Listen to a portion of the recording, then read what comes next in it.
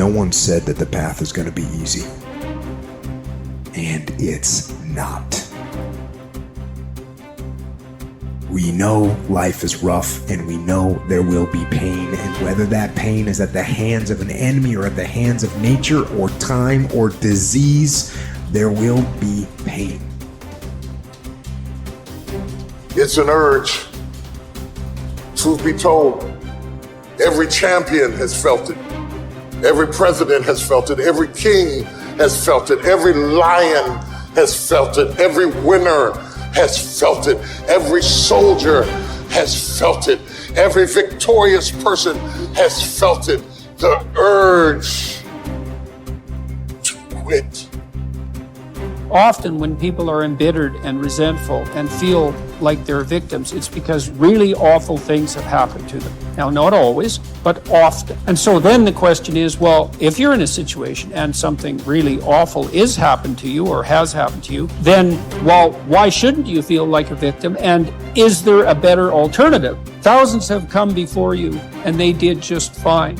So quit your complaining. And it's not because you have nothing to complain about. That's not the case. It's that that's not the right approach. The fact is, and this is such an optimistic fact, as well as a judgment in some sense, the fact is that if someone else can do it, so can you.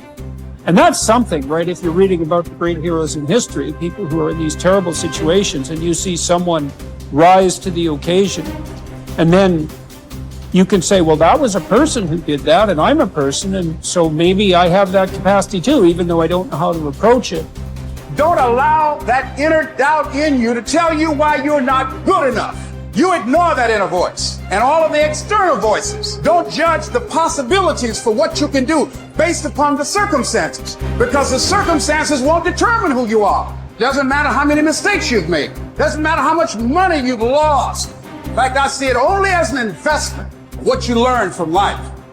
You don't stop when you're tired. You stop when you're done. You stop when you complete it and you execute it.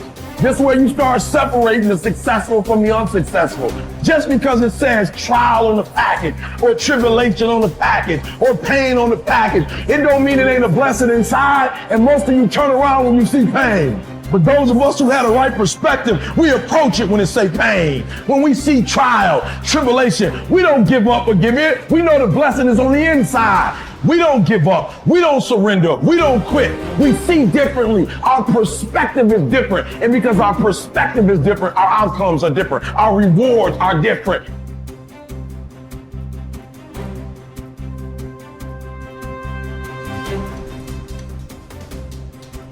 If you haven't learned something from periods of suffering, if you haven't wrung the juices of your own pain and drank them, for your own nourishment, you have wasted your experience and missed the chance to expand the capacity for being stronger the next time.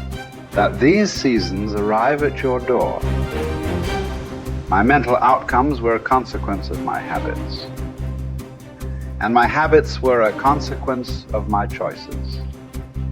It is true that character is to some extent innate.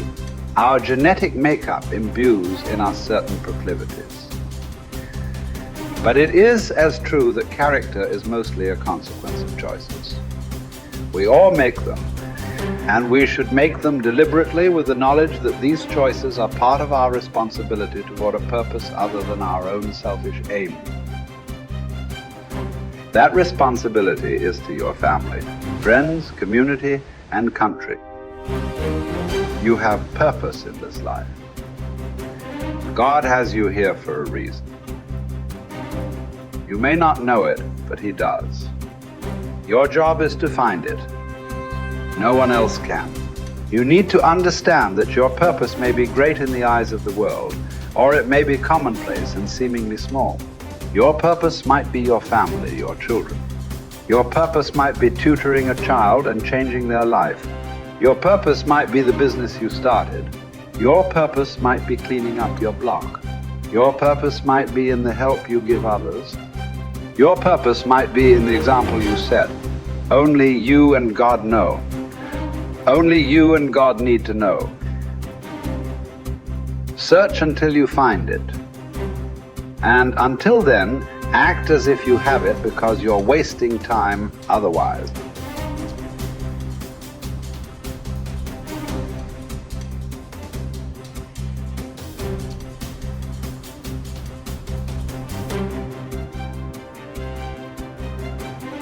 There's something in you that wouldn't allow you to stop.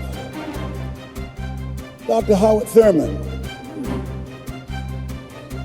he said there's something in each and every one of you that waits and listens to the voice of the genuine in yourself. It will be perhaps the only guide you will ever have.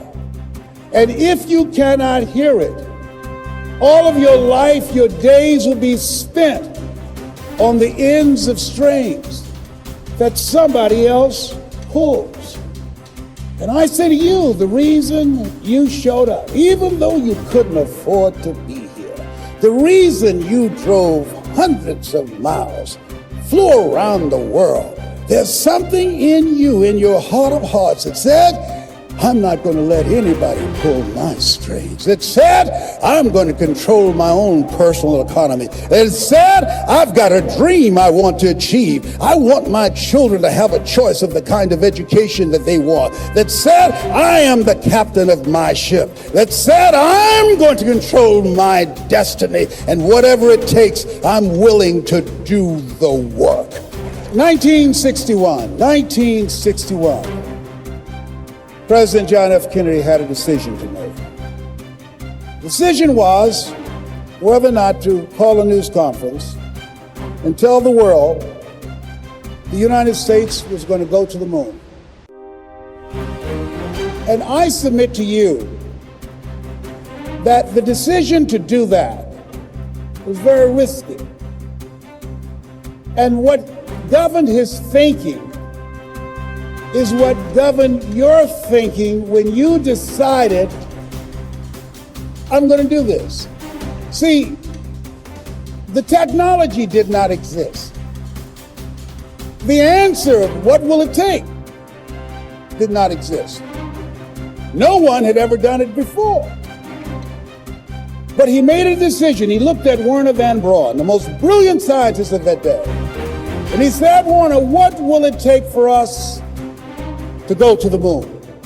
And he spoke 5 words. And those 5 words, I think, is what governs most entrepreneurs. Those 5 words, I think, is what give people like you the courage to pursue their dreams. Those 5 words is what I think people who are pioneers, people who are breaking new ground, make decisions on. He said, what will it take for us to go to the moon?